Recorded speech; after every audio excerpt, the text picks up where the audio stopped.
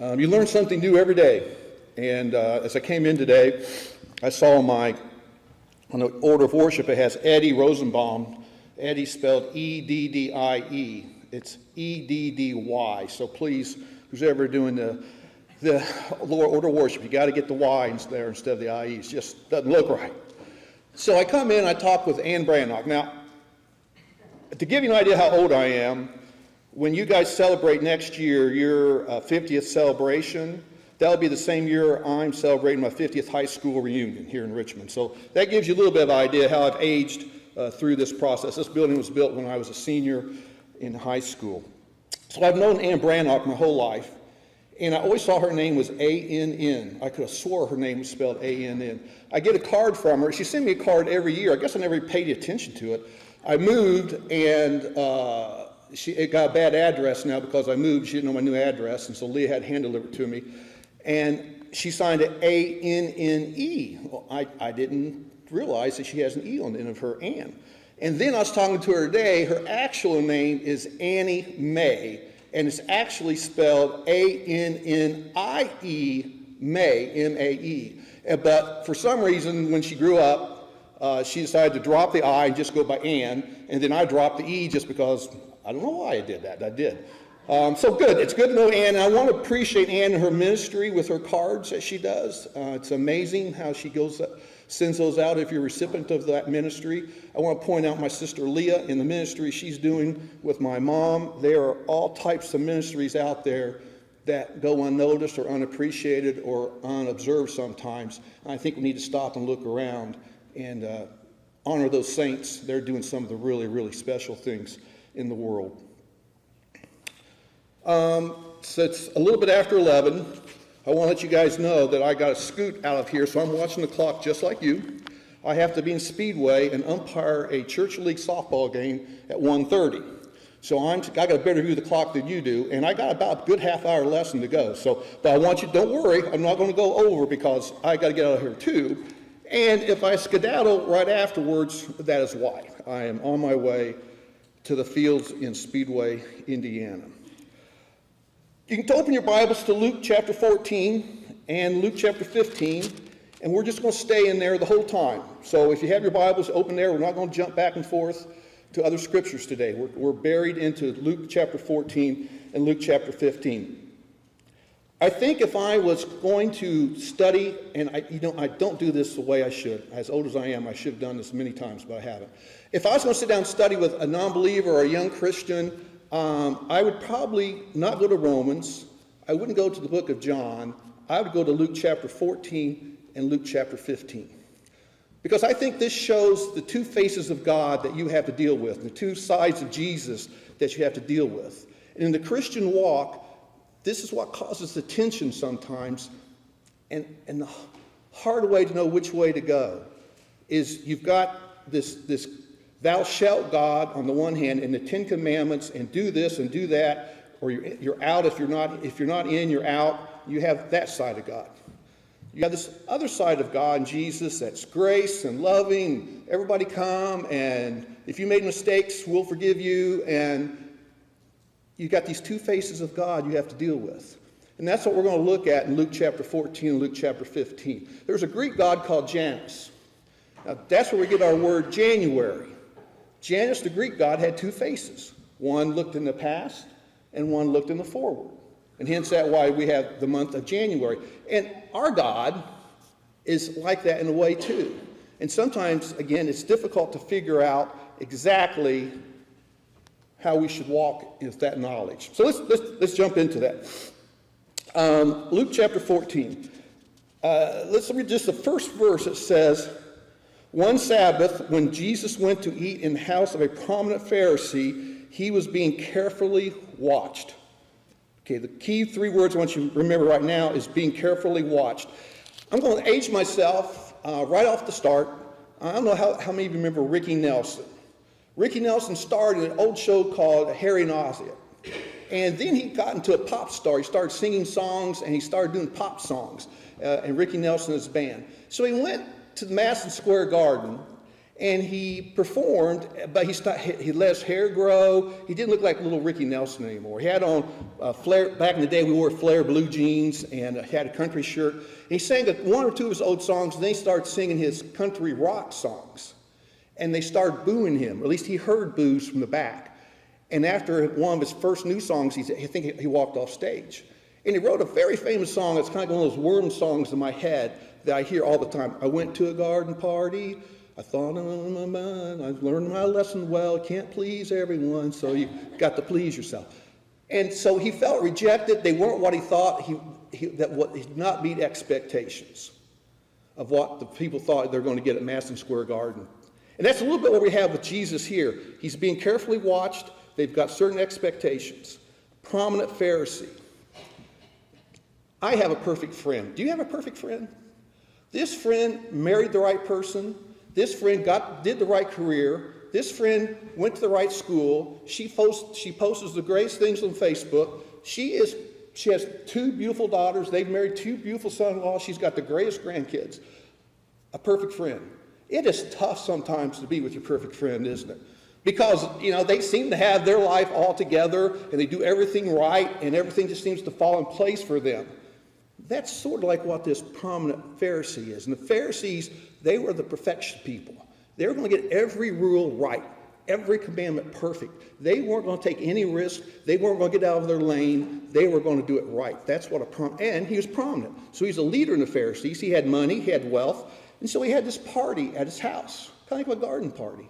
And he invited Jesus, kind of as the guest of honor, to come and check him out. And as a Pharisee, well trained in Judaism, they knew exactly how this new rabbi should be acting and carrying himself. And they heard all this talk about him. So let's have a party, invite this guest of honor amongst us.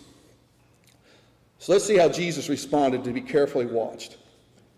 Verse 2, there in front of him was a man suffering from abnormal swelling of his body. You want to know why the Bible wasn't written today?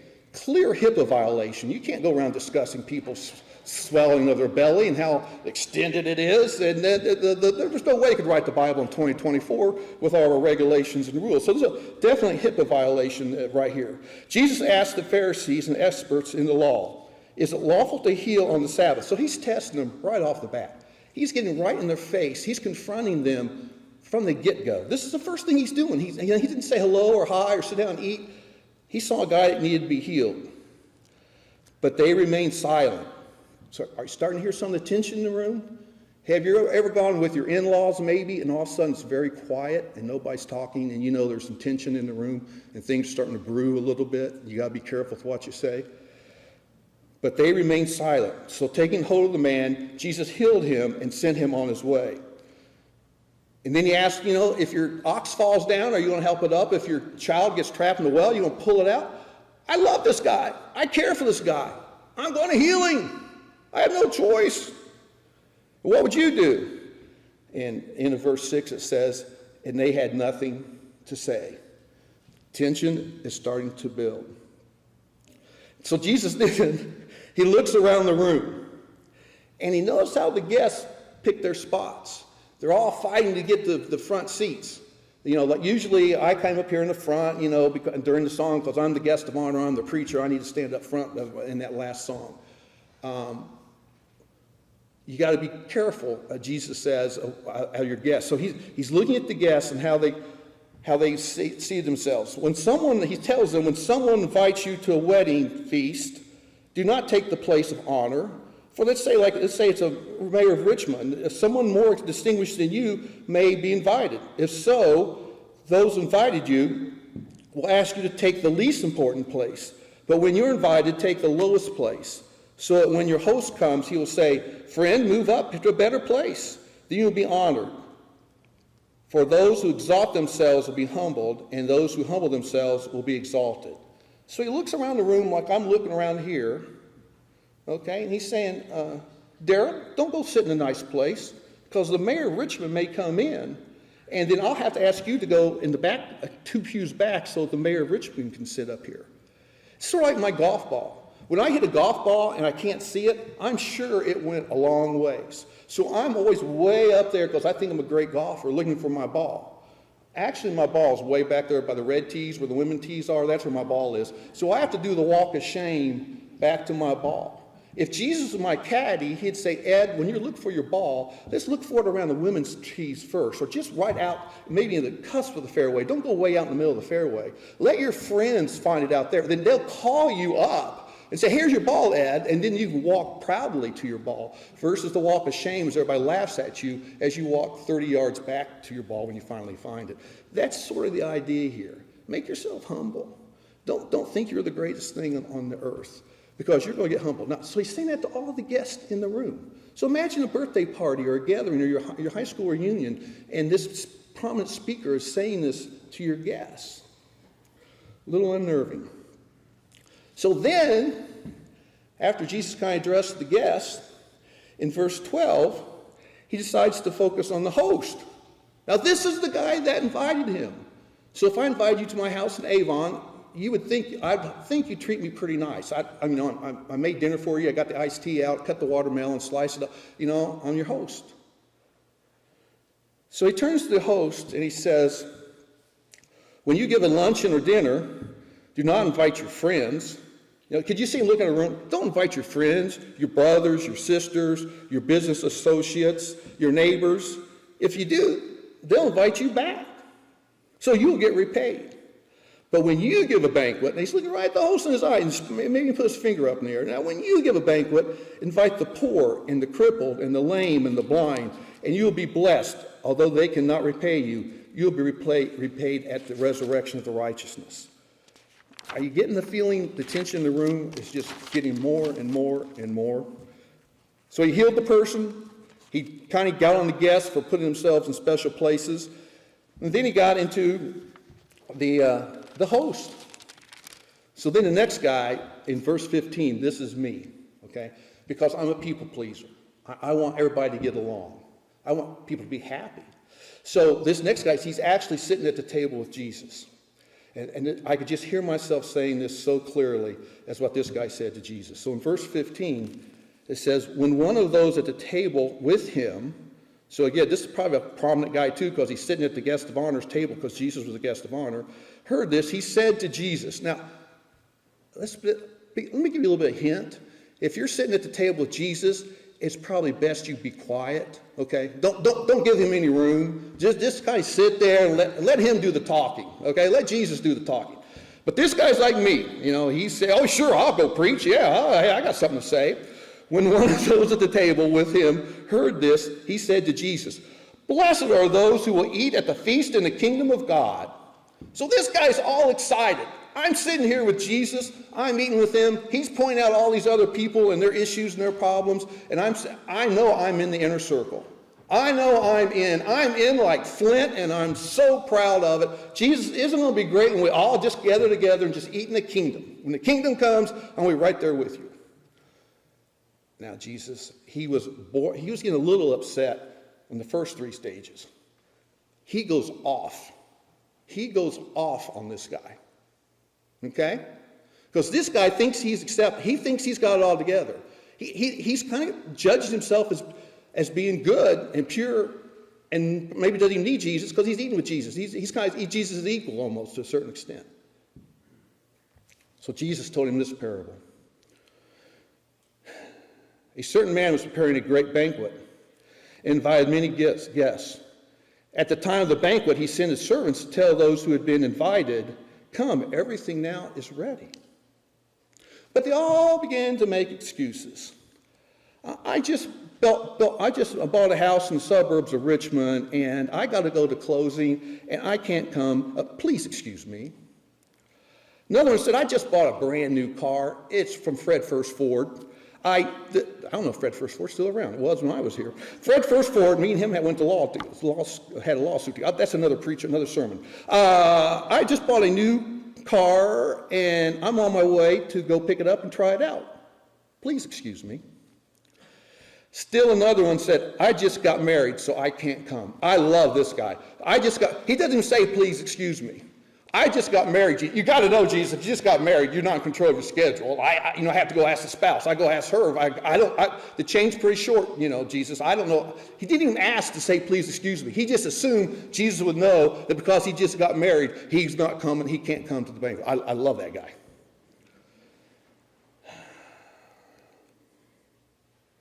Then in verse 21, the servant came back and reported this to his master. Then the owner of the house became angry. And the owner of the house is who? God, Jesus, the person in charge, the person that's going to make the judgments, the person that's doing the inviting, the head dude. Became angry and ordered his servants, go quickly into the streets and alleys of Richmond and bring in the poor, the crippled, the blind, and the lame. Go to 5th Street, go to downtown, go to 8th Street, go look down those alleys. They've got downtown all screwed up again. The folks are all over the place. They don't know where they're going on the promenade. Go find those folks, bring them in. They don't have a place to stay, bring them in. If they're at the YMCA, bring them in. Find everybody that will come and bring them to my house. Invite them to come to this big party I'm having. Verse 22, Sir, the servant said, what you have ordered has been done, but there is still room. So the guy in charge, the big dude, he says, well, then you go to Fountain City and get some folks. You go to Centerville. You go to Boston. You go to Chester. You find enough people to come to my house, to my banquet, to my party, because I want my house so full of people that when those people that invited want to come because they see the lights and the band and the music and the food and the wine and the drinking and the good time we're having, I don't want there to be any room for them to get into my house. I want so packed with these other folks. That's how angry this person was. So the guy sitting at the table with Jesus, he didn't quite get the answer he was looking for, did he? And you have to be careful with assumptions that you make on whether you're being invited or not. Then Jesus leaves that place. They probably kicked him out. The host at this point in time is probably saying, Jesus, we've kind of had enough of you and your entertainment today. We've watched you enough now. You didn't meet our expectations. Could you kind of please move on your way? Verse 25 says, large crowds were traveling with Jesus and turning to him. And he said, if anyone comes to me and does not hate father and mother, wife and children, brothers and sisters, yes, even life itself, such a person cannot be my disciple. And whoever does not carry their cross and follow me cannot be my disciple. Man, these are tough teachings in this chapter. You know what prompted this lesson to me in my mind somewhat? Is watching the Middle East, what's happening in the Middle East, and I don't want to get political here. This is just from me, and I'm not trying to make a statement right or wrong. But what's happening in Gaza and Palestine, and the bombing and the Israel is simply just following what God told them to do. Utterly destroy. Wipe them out. Don't get that whole leadership out of there. You kill every single one of them. None of them should be left. And as I sit here in America and watch it, I don't like that in action. In the Old Testament, we told the children of Israel, when you go into the city, you wipe it out. You kill their cows, their goats, take their land, take their houses, kids, people, wipe them all out. And that side of God bothers me and disturbs me. And it kind of prompted me into this lesson. And I think Luke in chapter 1, he says to Theophilus, Theophilus, I want to write to you a full account of Jesus. And I've investigated these things, and I want to put them in order. I want it to be an orderly account, and I'm going to put them in account for you. And I think Luke sort of gets to this point. He goes, man, this is pretty tough. These are hard teachings. But we've got to get to chapter 15. Before we get to chapter 15, though, I want to share a story about Bobby Knight. All my examples are about 25 years old. Sorry. Probably 1979 is when he first started. Landon Turner, I went to high school in Indianapolis. 6'10", everything came natural for Landon Turner as a basketball player.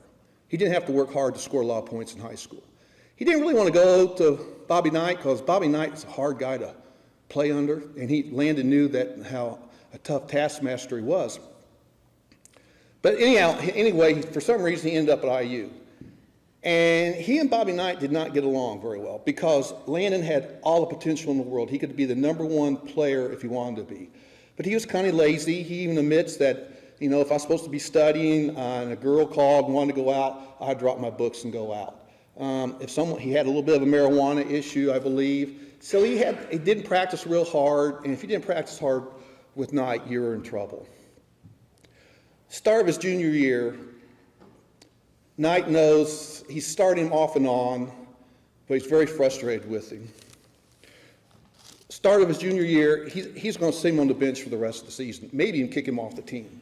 He knows his parents are coming, Landon's parents are coming to the game. This would be in the fall of 1980.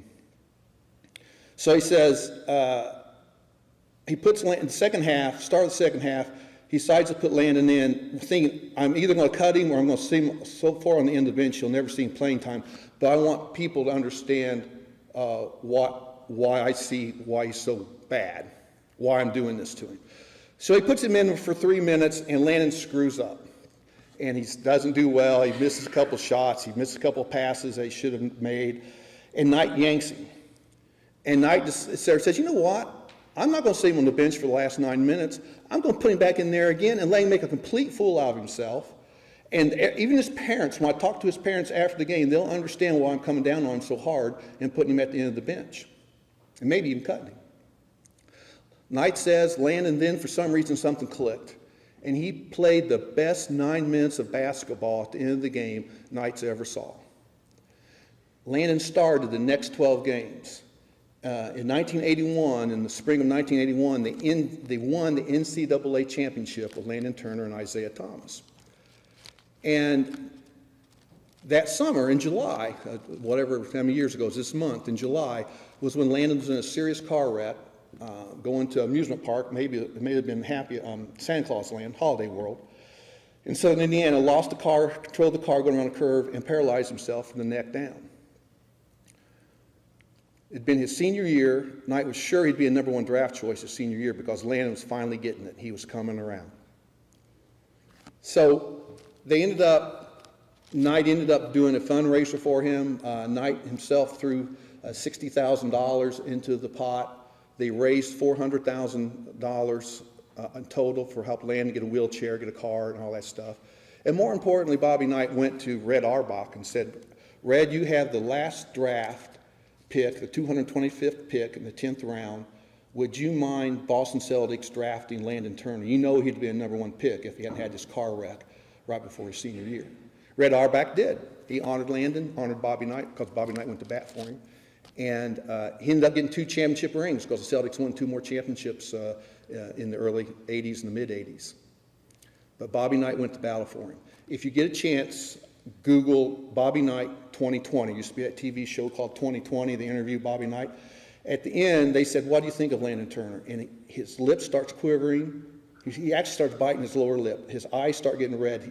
Bobby Knight's about to cry. He says, I'm so proud of him. I love him. I'm so proud of Landon Turner. He's about to cry. And then they cut away. That's tough love.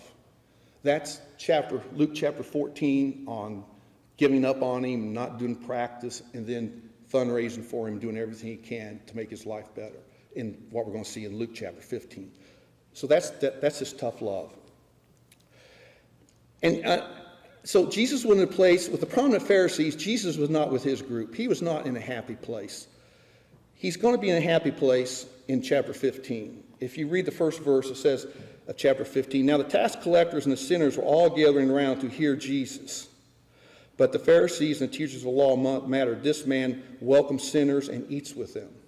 Jesus would much rather be in the Richmond AA Alcoholics Anonymous meeting than he would be anyplace else. I'm part of Celebrating Recovery. I don't know if you're familiar with Celebrating Recovery, but he'd much rather go to a Celebrating Recovery meeting than he would be with the Board of Trustees of Harding University or the officers of David Lipscomb or the Bible Department at Abilene. He would much rather be with those folks. That was Jesus' happy place. So Luke immediately wants to show the other side of Jesus in his happy place, where he's not having to call people out. So Jesus starts telling stories about things that are lost. The first story tells us about a lost coin. The woman finds it, and it tells us in verse 10 that there was much rejoicing in presence of the angels of God over the sinners who repented with a lost coin. Excuse me, the first one, that's the second one. The first one was the lost sheep. The shepherd has the 99, he's missing the one, he goes back, brings it home, and it says in verse 7, I tell you that in the same way there will be more rejoicing in heaven over one sinner who repeats than over the 99 righteous persons who not. So this is our rejoicing God. This is our happy God. This is the God that we feel we want to be around more. This is what makes him celebratory. But the things that were lost here, the first two parables, the sheep and the coin, it's a sheep's an animal, but it doesn't have feelings, it doesn't have consciousness, it can't make decisions, it doesn't have free will. The coin obviously is inanimate, it just sits there. It has no feelings whatsoever. So the third parable gets even more interesting because it's about a person, about someone with free will, someone that can make decisions. So let's finish the lesson with the parable of the lost son, or maybe you might want to call it the found son. So there was a man who had two sons. The young one said to his father, Father, give me my share of the estate. So basically what this son's saying, in Judaism and in our American culture too, there's this inheritance thing. But you can't get the inheritance till the person dies. So basically the son said, Father, give me my estate. I'd rather you be dead. I'm done with you. I want to move on. Give me my money. I want out of here. I'm going. I wish you were dead. So the father divided his property between them. So what, maybe we kind of read that verse and we go, just read over it pretty quickly. They didn't have banks back then. He didn't have all this money just liquidated to give to his son. He had to go and sell some of his property. He had to go sell some of his oxen. He had to go sell some of his wheat and barley. Whatever assets that he had to try to liquidate them and go out amongst the community, say, hey, I'm selling my 5 acres on the other side of the path. You want it?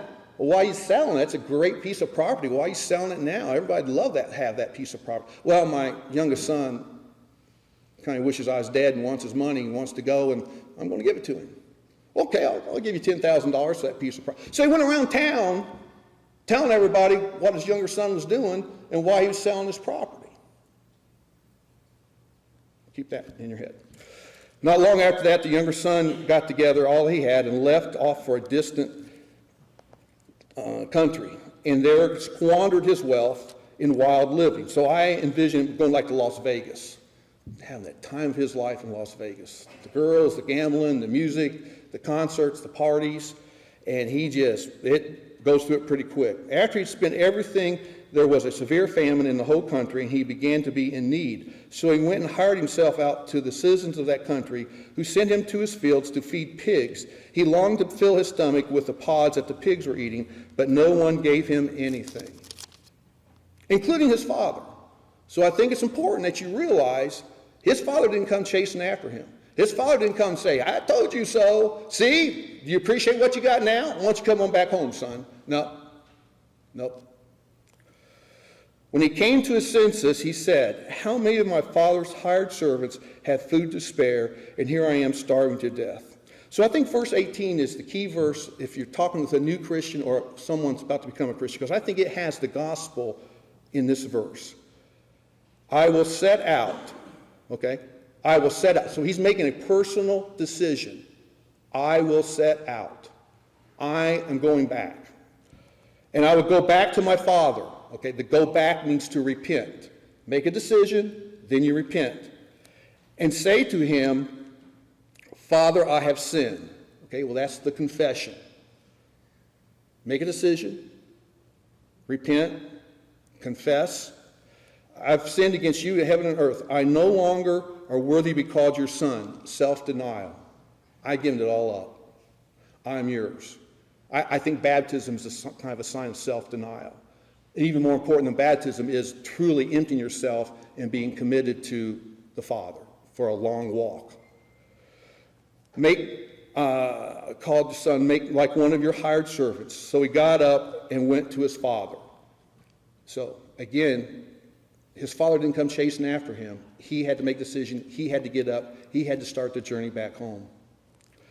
But while he was still a long way off, his father saw him and was filled with compassion for him. He ran to his son, threw his arms around him, and kissed him.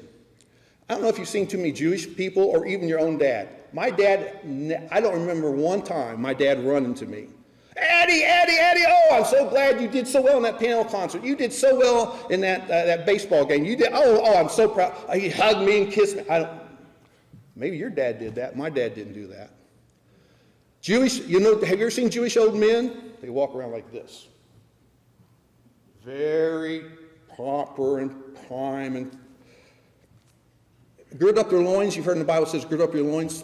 What this man did had his long robes. He pulled up his robes so he could run better and faster to his son. That's how God is. That's the God that Luke's trying to counterbalance with now, is we worship and serve a God that pulls up his robes and comes running after you when you're coming home. Now, I think there's another reason why he's doing that too. I just learned this in a recent sermon series. Is that because he'd gone out to the community and sold all the property, do you think this community thought much of this kid? He's a bum. He's a disgrace to the family. He's a disgrace to this community. We don't want nothing to go. We don't want him coming in our stores. We don't want him to be joining our social clubs. We don't want any, but we certainly don't want him to sing. God, look what he did to your name, Mr. whatever his name is. This kid's a bum. The father's trying to show the community, I accept him. He's my son. He's one of us now. I accept him. You better accept him. If you're going to accept me, you're going to accept my son. I think that's why he's making this big show and this big display, so that those around know exactly what's going on. So they have a big party. They kill the fat calf. They gather in. They're singing and dancing. Everybody's happy but one person. Verse 25. Meanwhile, the older son was in the fields. When he came near the house, he heard music and dancing. So he called one of the servants and asked him, "What's going on?" The servant says, "Your brother has come," he replied, "and your father has killed the fatted calf, and because he has him back safe and sound." The older brother became angry. Now we got angry again, except it's not the main guy being angry, it's the secondary person. The older brothers became angry, and he refused to go in. So why was he angry, do you think? Okay, so this is a big party.